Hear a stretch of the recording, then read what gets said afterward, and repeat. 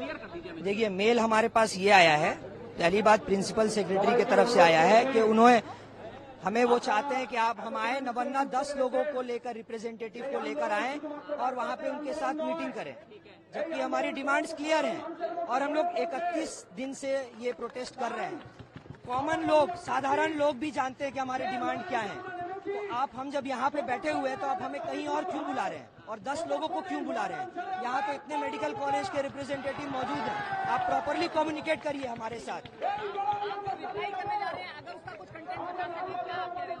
अभी हम लोग रिप्लाई करेंगे, उसके बाद बताएंगे।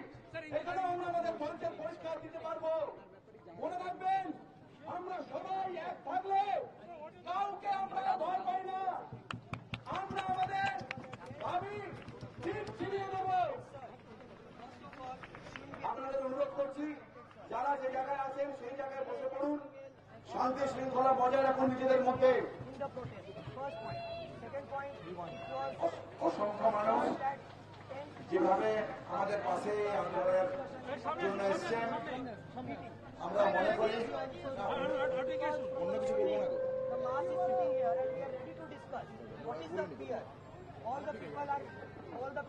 যেভাবে পাশে এসেছেন তাদেরকে অসংখ্য ধন্যবাদ।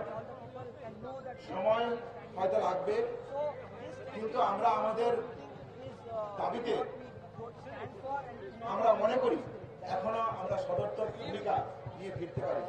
ফলে ধৈর্য হারাবেন না, পাশে থাকুন। আমরা নিশ্চয়ই একটা জায়গা অবধি অ্যাচিভ করে উঠতে পারবো। আজকের রাত হয়তো আরো কঠিন হবে, কিন্তু আমি সবাইকে বলছি ধৈর্য হারাবেন না। যা সময় উপযোগী যা আলোচনা হবে তা সবার সামনেই রাখা হবে, সেই অনুযায়ী আলোচনার মাধ্যমে আমরা একটা সমাধান সূত্রে পৌঁছাবো।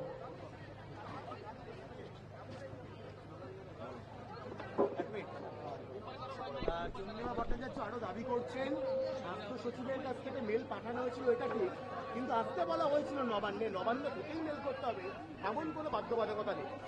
যদি তিনি বাধ্যবাধকতা মনে না করেন তাহলে সেটা তাহলে আমাদের সহানুভূতি ওনার সাথে আছে। যদি উনি মনে করেন যে নবান্ন থেকে মেল আসার কোনো বাধ্যবাধকতা নেই, তাহলে একমাত্র আমাদের সহানুভূতি ওনার সাথে আছে।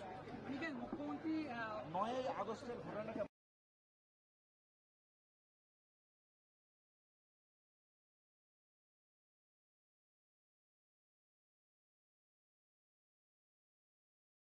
এখনো পর্যন্ত তিনি অপেক্ষা করবেন, এখনো আরো রাত্রি পর্যন্ত। আমরা তো 31 দিন অলরেডি অপেক্ষা করেই আছি, আজকে রাতেও অপেক্ষা করছি।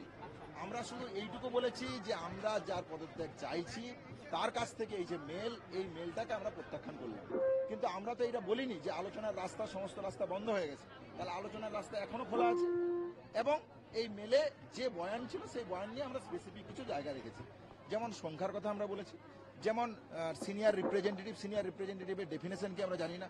তাহলে এইরকম কেন বারবার হবে যে সিপি স্যার যেমন বললেন যে আমার মুখ্যমন্ত্রী যদি মনে করেন আমাকে সরিয়ে দেবেন, প্রিন্সিপাল সেক্রেটারি বলতে পারেন যে আমাকে যদি মুখ্যমন্ত্রী মনে করেন সরিয়ে দেবেন।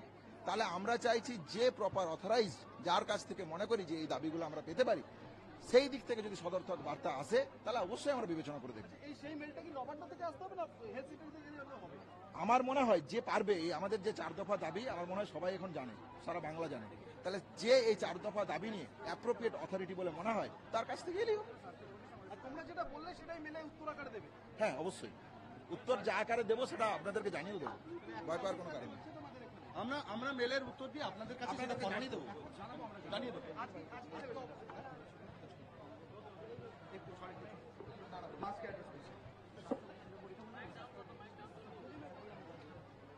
বাংলার প্রতিটা মেডিকেল কলেজ থেকে আসা সমস্ত ছাত্রছাত্রী, পিজিটি, এসআর, সিনিয়র ডক্টর এবং বাংলার সাধারণ মানুষজন যারা আমাদের সাথে এই যুদ্ধে এগিয়ে এসছেন এবং তাদের কাজ মিলিয়ে যুদ্ধ করছেন, তাদেরকে আমি একটাই আশ্বাস দিতে চাই, কোন ধরনের কোন ক্লোজ ডোর মিটিংয়ে এখানে আপনাদের এবং আপনাদের ইলেকশনের দাম থাকবে না, সে ধরনের কোন জিনিসে আমরা এগিয়ে যাব না, এই আশ্বাস আমরা দিতে চাই।